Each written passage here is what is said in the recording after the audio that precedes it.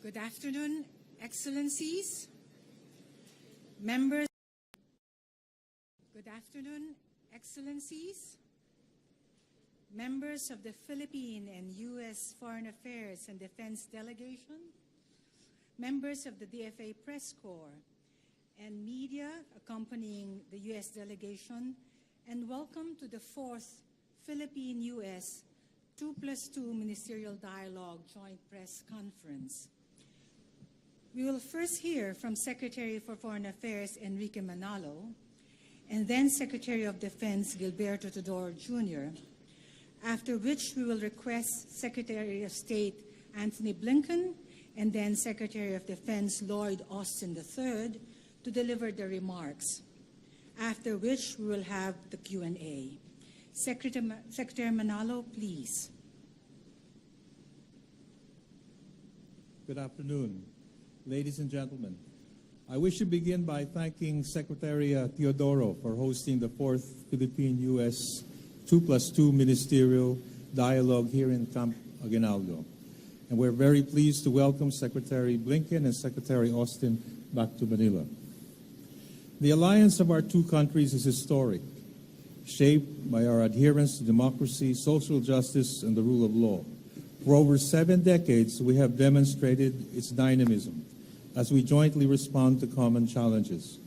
Our cooperation has contributed to the preservation of peace and security and brought about opportunities for our mutual growth and prosperity.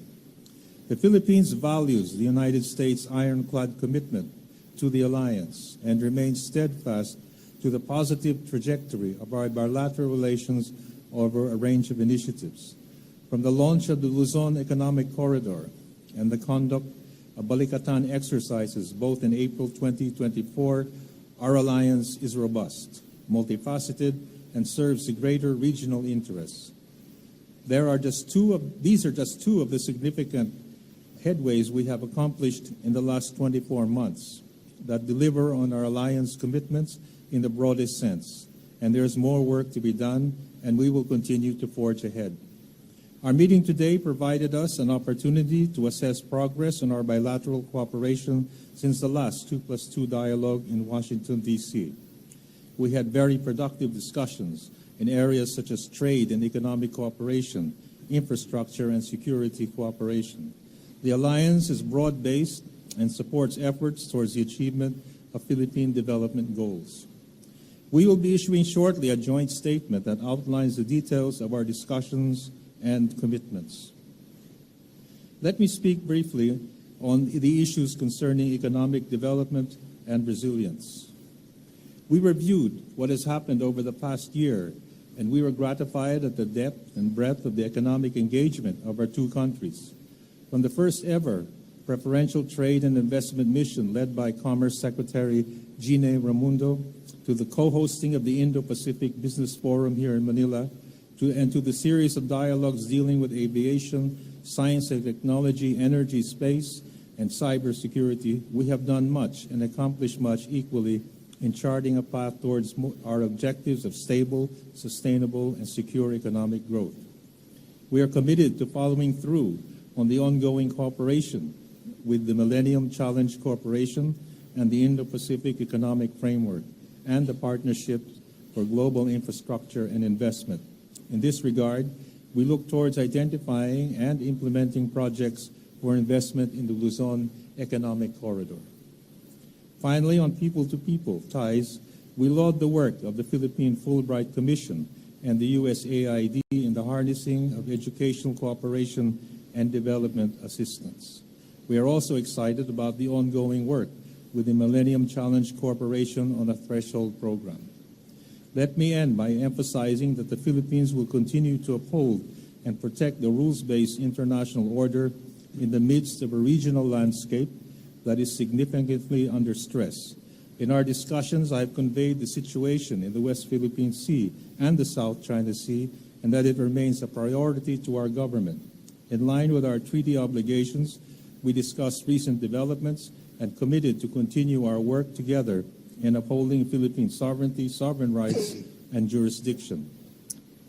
I would like to thank again my partner, Secretary Teodoro of the DND, and our counterparts and friends, Secretaries Blinken and Austin, for the candid, constructive, and comprehensive discussions we had today on this historic, first-ever Philippine-U.S. 2+2 ministerial dialogue in Manila.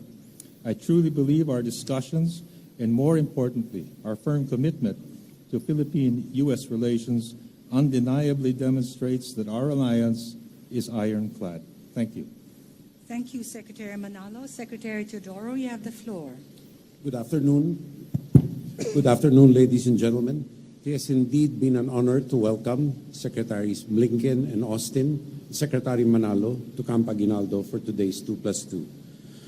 Today, as we convene the fourth 2+2 meeting between us, we continue the important conversation that began between our defense establishments in 2002, not only in words, but backed up by concrete accomplishments. We thank the U.S. government for the continued assistance in building up our capabilities, which will provide a tremendous boost in order for us to establish a credible deterrent to unlawful foreign aggression. We discussed security assistance roadmap that will bolster our sustainability, interoperability, redundancy, and effectiveness. We discussed ways and means of enhancing our cooperation and to ensure that the Philippines becomes an effective upholder of international law under a free and open global rules-based order. We will ensure more frequent and regular policy and operational coordination. We will also bolster maritime cooperative activities and expand coordination with Japan and Australia and other like-minded nations, not only in these areas, but in joint exercises and training as well, where applicable. We agreed to fully implement EDCA projects and to increase investments in EDCA-agreed locations. In this period of climate change uncertainty, this will certainly help our HADR efforts once these projects are completed. We will cooperate in cybersecurity by advancing the capabilities of both the DND and the AFP, not only in terms of capabilities, but also in terms of cooperation in threat detection and protection and in joint advanced technological development. We are optimistic that with robust cooperation in 4 dimensions, land, sea, air, and cyber, extensive interoperability both bilaterally and with like-minded nations, the U.S.-Philippine alliance will be a significant contributor to regional peace and stability under the regime of international law. Thank you. Thank you, Secretary Teodoro. Secretary Blinken, you have the floor. Thank you very much, and it's very, very good to be back in Manila. This is my 3rd visit here as Secretary, my 18th trip to the Indo-Pacific over the last 3.5 years. But let me begin by first expressing condolences to all of those killed, harmed, displaced by the recent typhoon and flooding. I'm able to announce today an additional $1 million in assistance to help bring food, emergency shelter, logistics, and other aid to all of those who've been affected. I'm grateful to our colleagues, our friends, Secretaries Manalo and Teodoro, not only for hosting us, but for the very good, very productive sessions that we had throughout the course of today. It's very good to be here with my friend and partner, Secretary Austin. We were just together in Japan for 2+2. This is a reflection of President Biden's transformative leadership in the Indo-Pacific. Last year in Washington, President Biden and President Marcos set out an ambitious course for our partnership.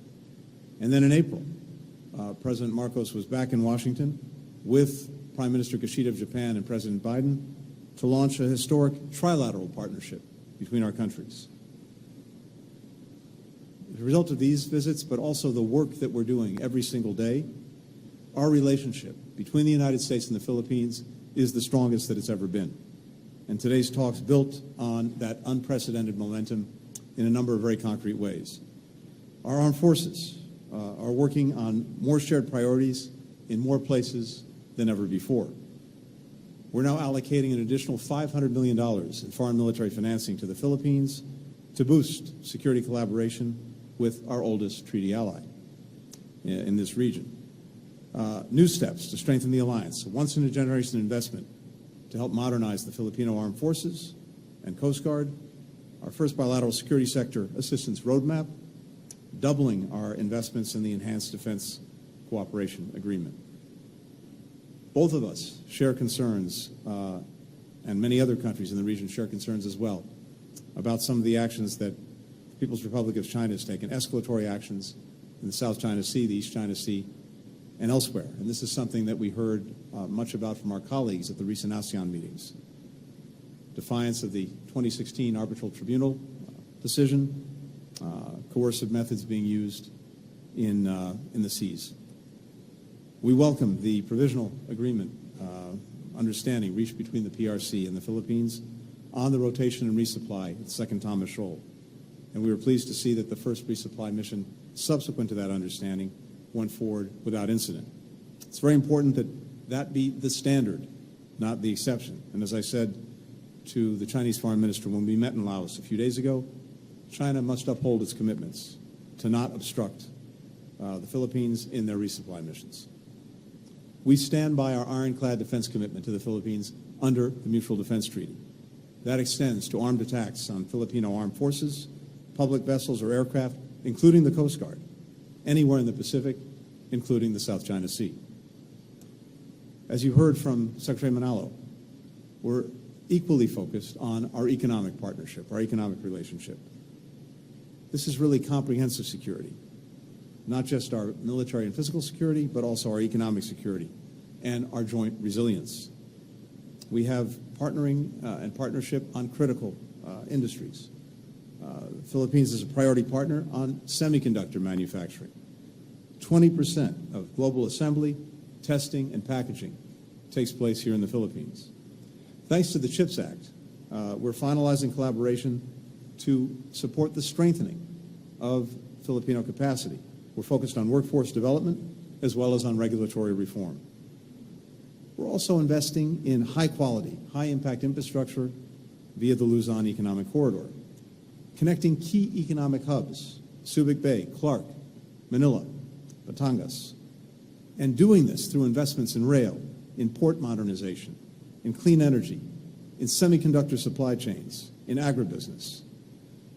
As we lower logistics costs, as we strengthen supply chains for critical industries, that will continue to drive investment and growth and will be a benefit to all of us.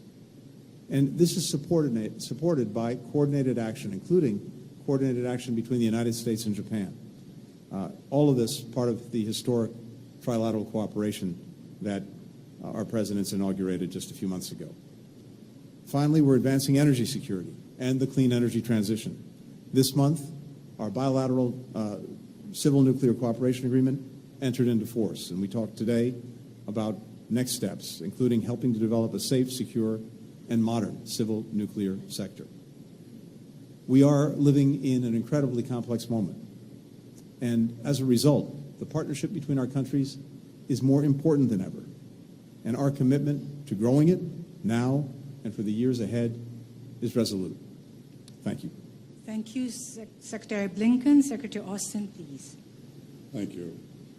Secretary Teodoro, Secretary Manalo, it's great to be back in Manila for another 2+2 ministerial dialogue.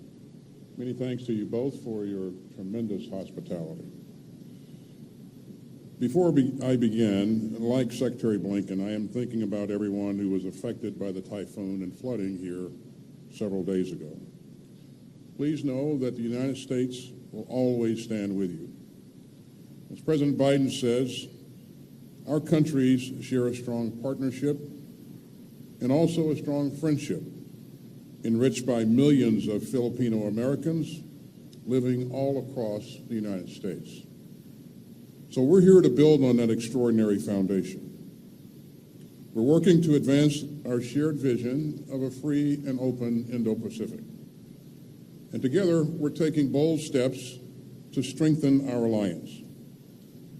Today, as you heard, Secretary Blinken and I announced that we are poised to deliver a once-in-a-generation investment to help modernize the armed forces of the Philippines and the Philippine Coast Guard.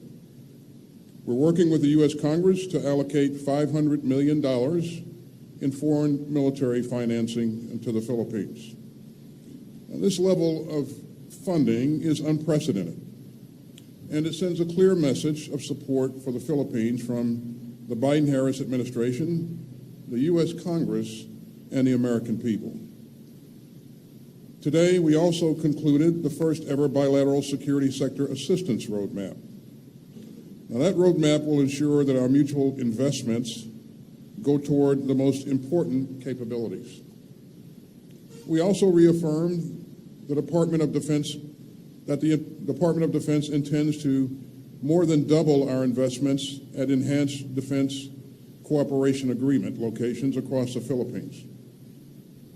President Biden's budget request this year includes more than $128 million to fund important EDCA infrastructure projects. And U.S. government investment in these locations extends beyond the Department of Defense. For example, USAID plans to pre-position disaster relief supplies at an EDCA location later this year. That will allow the department to work alongside our Philippine allies to rapidly provide humanitarian assistance in times of need. Now, during our meeting, we also reaffirmed that the Mutual Defense Treaty remains the bedrock of our alliance. And let me be clear. The Mutual Defense Treaty applies to armed attacks on either of our armed forces, aircraft, or public vessels anywhere in the South China Sea. Together, we also discussed how to make our alliance even more secure through technology and security and cyber cooperation. We reiterated our shared intent to conclude a general security of military information agreement by the end of the year. And that's crucial to our shared cybersecurity goals. And finally, we underscored the importance of working even more closely with like-minded allies and partners, including Australia and Japan. This is part of what I've described as the new convergence in the Indo-Pacific. And we can see that new convergence right here. The United States, the Philippines, and our other allies and partners are operating together more closely and capably than ever. And we're working together to ensure a free and open region. So it's been a great day for our alliance here in Manila. And Jibo, Enrique, Tony, thanks for your vision and your leadership. And I am confident that our two proud democracies will continue to deepen our alliance. So with that, we look forward to your questions. Thank you, Secretary Austin. Thank you, Secretaries. We will now proceed to the question and answer portion. We will entertain 4 questions, 1 each directed to each Secretary. May I call Liz Frieden of Fox News for her question directed to Secretary Austin. Liz? Yes. Thank you. Secretary Austin, having just spoken with Israeli Defense Minister Gallant yesterday, do you believe an Israeli operation in Lebanon is imminent? And can Israel fight both Hamas and Lebanese Hezbollah at the same time and win? For Secretary Blinken, the U.S. is investing an unprecedented amount of money and resources to the Philippines. Why now, and why is the Philippines relevant to a potential invasion of Taiwan? For Secretary Manalo, following your meeting with China's Foreign Minister Wang, he warned that U.S. intermediate-range missile deployment could start an arms race with China. Do you think that you're starting an arms race? Liz, that's 3 questions. It's supposed one to be more, 1 question for Secretary Austin. That will deprive the others of their question. So please, we will leave it to that, and we will see which questions will be answered. Yeah. Yes, Secretary Austin, please. Liz, thanks for your question. I believe that you asked whether or not a fight was between Israel and Lebanon, or Israel and Lebanon Hezbollah, is inevitable, or imminent, excuse me. I don't believe that, while we've seen a lot of activity on Israel's northern border, we remain concerned about the potential of this escalating into a full-blown fight. And I don't believe that a fight is is inevitable. I think that, we'd like to see things resolved in a diplomatic fashion. As to whether or not Israel can manage a war in Gaza and a fight in Lebanon at the same time, Israel will do what it needs to defend itself, and it's demonstrated that time and again. We've committed to helping Israel defend itself for whatever it takes, and certainly that's not a scenario that we'd like to see occur. We'd like to see things resolved in a diplomatic fashion going forward.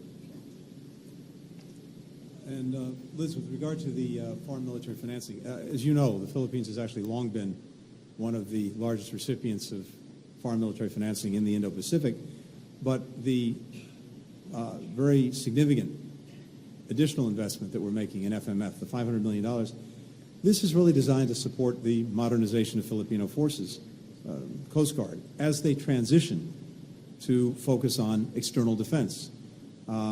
We're building on a lot of progress the Philippines has already made to be better positioned to defend their sovereignty.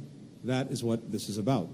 And more generally, with regard to Taiwan, both of us, and for that matter, virtually every country in the region and countries around the world, are determined that we see the status quo maintained, that we preserve peace and stability. That's where our focus is. I think there's a recognition around the world that were there to be some kind of crisis on Taiwan, it would affect everyone. It would have global impact.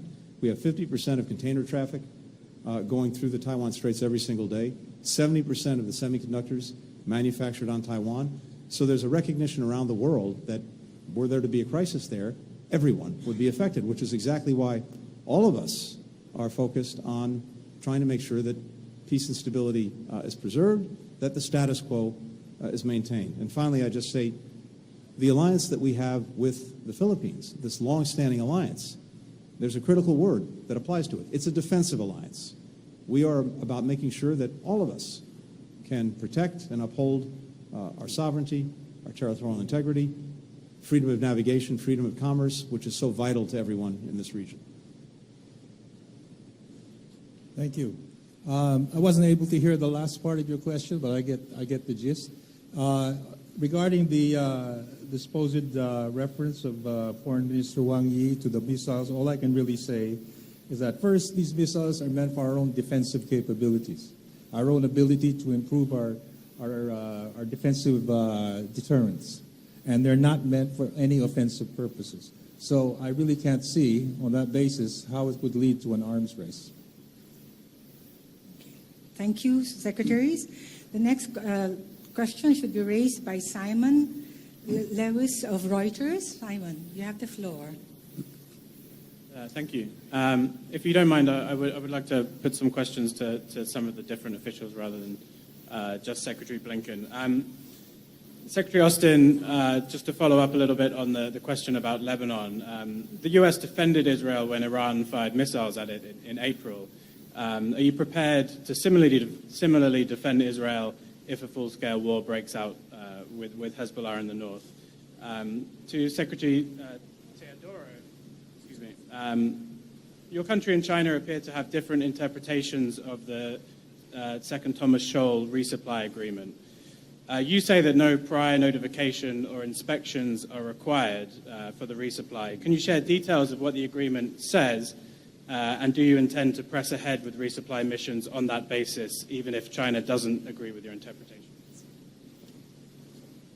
Thanks, Simon. You mentioned the actions that we took along with other allies in the region to help defend Israel in April. And I have to take this opportunity to applaud the tremendous work that we saw from our troops and also our allies that came together in a very short period of time and did absolutely magnificent work, in my opinion.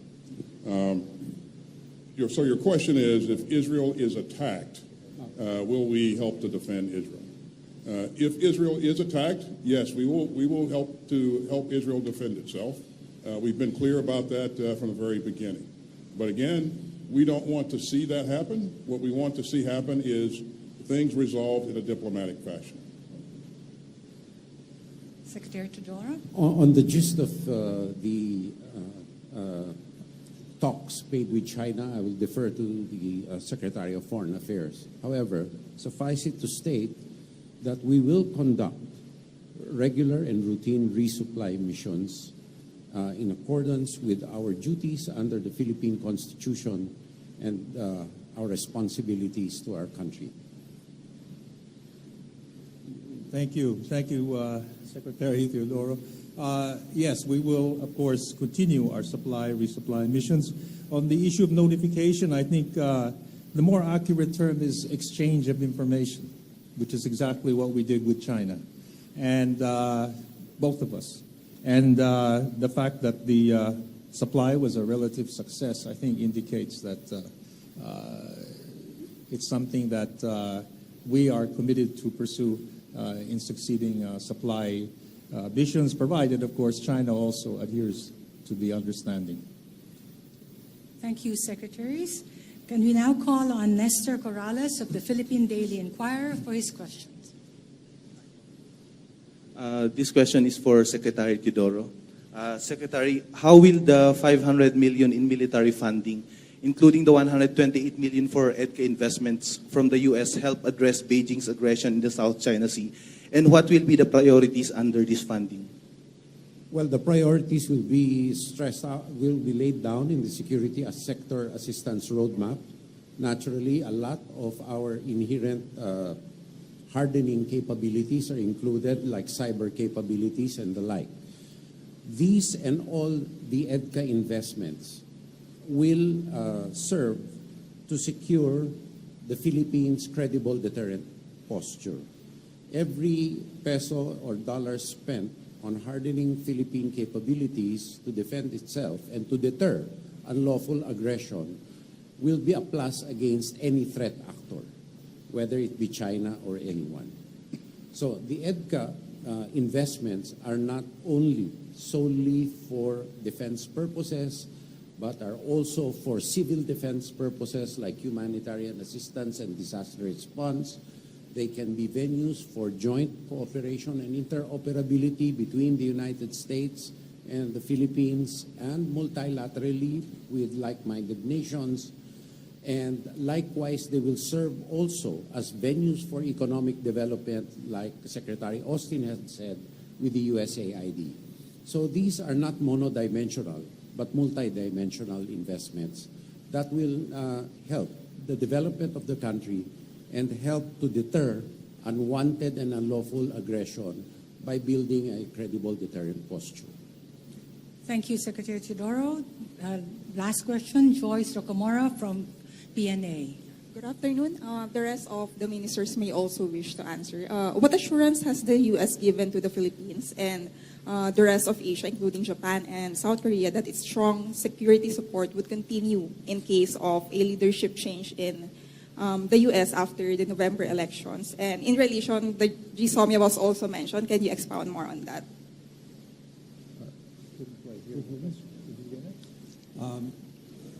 It's addressed to, you're addressing it to all. Yes. To all. Well, I can just, I'm happy to start simply by saying that, of course, elections are a regular feature of our democracy. What's also a regular feature is a strong, long-standing alliance between our countries. And that doesn't change from election to election. We have a mutual defense treaty that the United States is committed to. That commitment will endure, again, irrespective of administrations. And this has been a long and powerful story in our history. It will continue. I'll just tag on to that and say that, you know, we see and have seen and will continue to see bipartisan support for the Philippines in our country. And anytime that you see that level of bipartisan support in our government, you can bet that support will continue in good fashion. You know, I've said a number of times that we're more than allies, we're family. And I would also say that I cannot imagine a day when the United States of America and the Philippines are not the best of friends, the best of allies. So I think, again, we continue to enjoy bipartisan support, and that's going to happen going forward in the future. Well, I think I can only add to that and just say that the Philippine-U.S. alliance and friendship has withstood the test of time. We've officially been partners for 7 decades, but it even goes beyond that. And in all those years, our relationship is held firmly, and in fact has only grown more productive. And in fact, now we could even say our relationship is at a high point. But let me say that the fundamental factors accounting for all of that is not only our shared adherence to democratic values, to social justice, but also the strong people-to-people relationship, which has really been the bedrock of our relationship. And I can say that aside from having shared interests, a shared strategic outlook, I think all those factors will combine to ensure that our relationship continues beyond perhaps 7 decades and even more. So I think that is the best way to describe the state of our relationship. I believe our relationship is based on 2 fundamental things. First is sustainability. Our engagements have always been on the principle of sustainability and not one-off, one-time things. Secondly, we share principles, fundamental principles of adherence to international law and a rules-based international order. And both countries, and not only the United States, but like-minded partners realize that building up the Philippine credible deterrent posture is vital to ensuring the rule of international law in the Indo-Pacific, particularly in our region.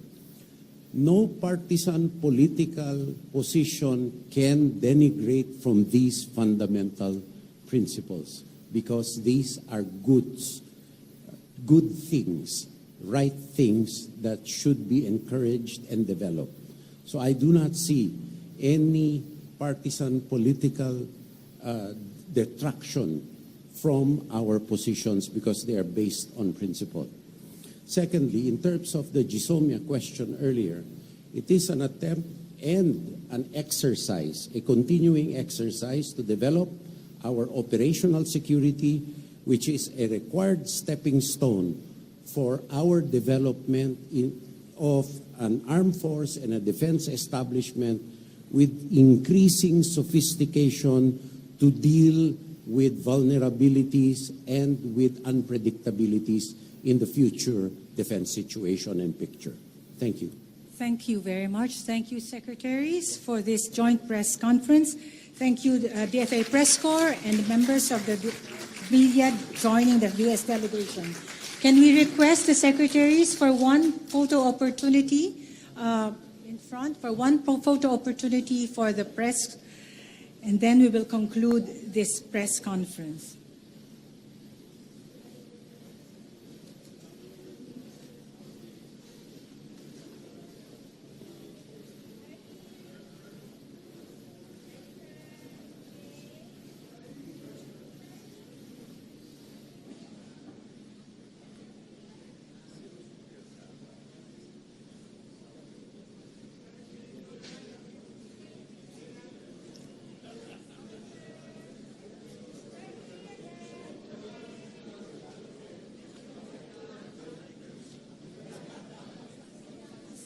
Thank you very much. That concludes our press conference. A pleasant afternoon to everyone.